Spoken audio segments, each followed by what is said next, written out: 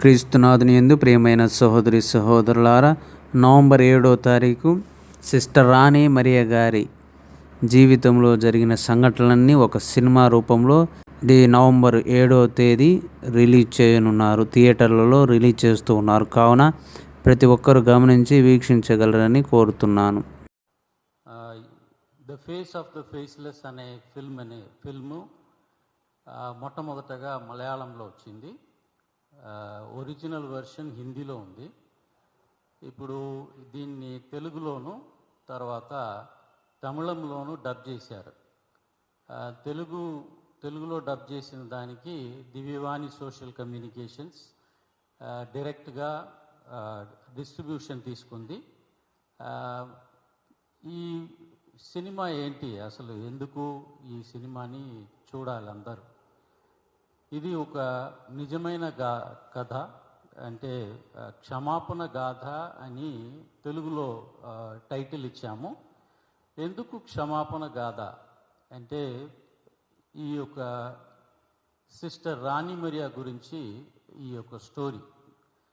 ఈ కథలో సిస్టర్ రాణి మరియా అట్టడుగున ఉన్న ప్రజలకు ఆమె తన యొక్క సేవను అందించింది.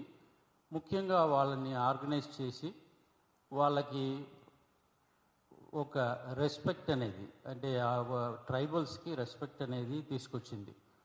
ఆమెని వాళ్ళు ఇండోర్కా రాణి అని కూడా పిలిచారు, ఎందుకంటే ఆమె అంతా చాలా పవర్ఫుల్. తర్వాత ఆమె వీళ్ళందరికీ కూడా సేవ చేసింది.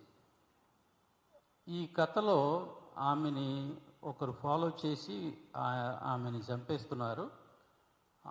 ఆయన పేరు సమందా సింగ్.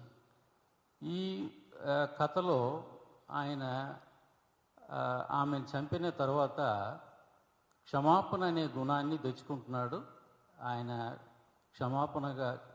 క్షమాపణ అడిగి ఆ కుటుంబం కూడా ఆయనకు చాలా దగ్గర అవుతున్నారు. అందువల్ల ఆ మనలో ఉన్న ప్రశ్న ఏంటంటే, ఎట్లా ఒక మనిషిని చంపేసి మళ్ళీ ఆ కుటుంబంలో ఒక మనిషిగా ఉంటున్నాడు, వాళ్ళ కుటుంబంలోనే చేరిపోతున్నాడు అనే ప్రశ్నని మనం అడగవచ్చు. అదే ఈ యొక్క సినిమా యొక్క గొప్పతనం. అందువలన ఈ యొక్క సినిమాని మనం అందరూ కూడా థియేటర్లోకి వెళ్ళి చూడాలని మేము ముఖ్యంగా 25 థియేటర్లు తెలంగాణలో, 25 థియేటర్లు ఆంధ్రాలో మేము రిలీజ్ చేయబోతున్నాము. నవంబర్ 7వ తారీఖు అనగా ఫ్రైడే రోజు ఈ యొక్క సినిమా అనేది, క్షమాపణ గాథ అనే సినిమా అనేది రిలీజ్ అవుతుంది తెలుగులో. అందువలన అందరూ కూడా థియేటర్లోకి వెళ్ళి చూడవలసిందిగా కోరుకుంటున్నాము.